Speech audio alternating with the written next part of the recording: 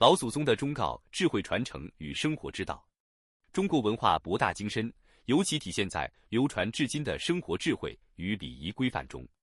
这些忠告在老一辈人的口口相传中形成，看似简单朴素，却饱含人情世故、伦理规范和自然哲理，是一种潜移默化的生活艺术和文化传承。以下我们将结合这些忠告，深入探讨其背后的智慧与价值。一、送礼之道，体现心意与文化内涵。礼尚往来是中国人际关系中不可或缺的一部分。送礼的选择既能表达心意，也可能影响交往的氛围和关系的发展。老祖宗教导我们送礼时需注意禁忌，以免不合时宜，影响美好的意图。一、避免负面联想。例如，水果不送梨，鲜花不送菊，其中梨谐音离，象征分离，不吉利。而菊花常出现在丧礼场景中，因此并不适合作为贺礼。婚事不送伞，寿辰不送烟，也遵循同样的原则，伞谐音伞，寓意家庭不和，而烟则与健康问题相矛盾，与寿辰主题背道而驰。二、礼品寓意的细节。寿礼不送中，探病不送是进一步体现了语言文化对送礼的影响。中与中同音，对于寿辰而言是大忌，而探病送事虽有事事如意之意，但考虑到病人的特殊情况，礼品应该更加贴合现实需求，例如补品或实用物品。三、酒与烟的讲究。在中国的传统中，白酒不能只送一瓶，因为好事成双的习俗意味着成双成对是吉利的象征。而散烟不落人，敬酒不悦人，则体现了人际礼仪中的细腻。烟酒代表情谊，但散烟不随意分发，敬酒需考虑顺序，充分展现对人的尊重与关怀。二、人际交往分寸感与和谐相处。人际关系的维系离不开细节处的得体与分寸感，这也是老祖宗忠告的核心之一。礼多人不怪，话多人不爱，教会我们在交往中，礼数越周到，越让人感到舒服。然而，说话太多反而容易让人烦厌。一、谦恭有礼的待人之道。茶不要倒满，酒不要倒半，茶水倒7分满，既不浪费，又表现出礼让之意。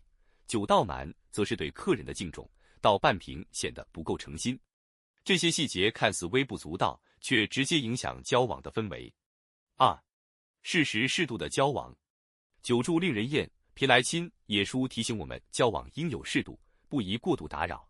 即使是亲密无间的朋友，也需要一定的空间。适时的距离感反而能延续亲近。三、尊重他人的体面。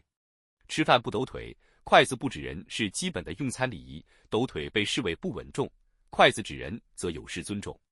打人莫打脸，骂人莫揭短，进一步告诉我们，无论是言语还是行动，都应顾及他人的尊严，避免造成无法弥补的伤害。三、生活禁忌与自然和谐共处。中国文化中，天人合一的理念影响深远，许多生活忠告体现了对自然的敬畏与对和谐的追求。例如，家里的燕子窝、鸽子窝不能倒，认为燕子和鸽子象征祥和，摧毁驼们的栖息地会破坏家庭运势。这种保护动物与自然的理念，在当今生态环保中尤为重要。一、尊重自然规律。不打三春鸟，莫吃四月鱼，体现了对动植物繁殖规律的尊重，告诉我们适当让生命休养生息，维持自然生态平衡。这种意识对于现代的可持续发展有重要启发意义。二、禁忌中的心理暗示。白事小孩不去，床不要对着镜子，则属于心理与文化层面的禁忌。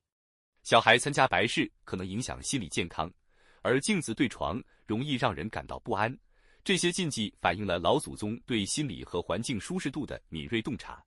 四、情感维系，爱与尊重的表达。